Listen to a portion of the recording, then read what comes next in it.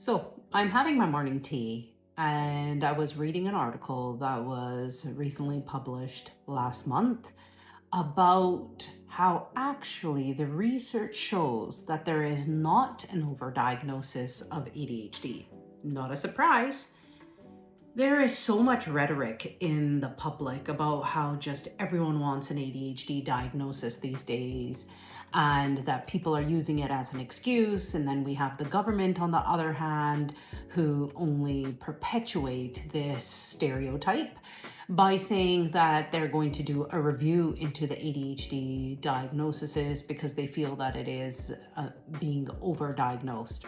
So, what does the research actually show?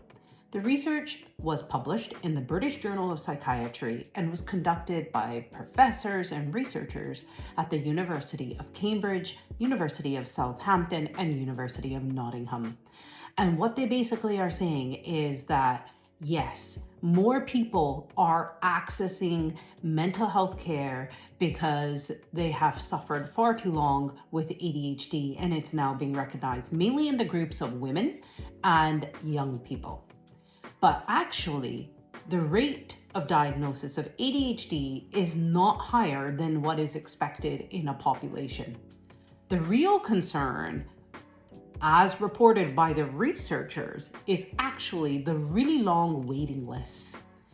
The years of lack of support for women, for children, for adults, and actually our focus should really be on that.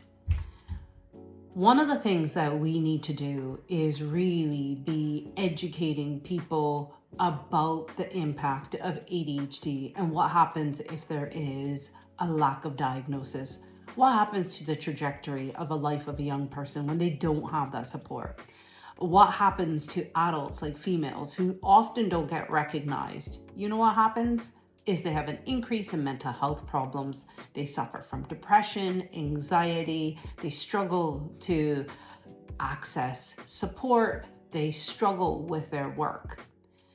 One of the biggest issues we have is when the government also joins in on this rhetoric and doesn't support people who have real mental health difficulties. ADHD, for some people, can be a superpower, and it does have its aspects where it can be very, very helpful. But for a lot of people, and most people, it actually is a challenge and leads to really negative impacts on all aspects of their life.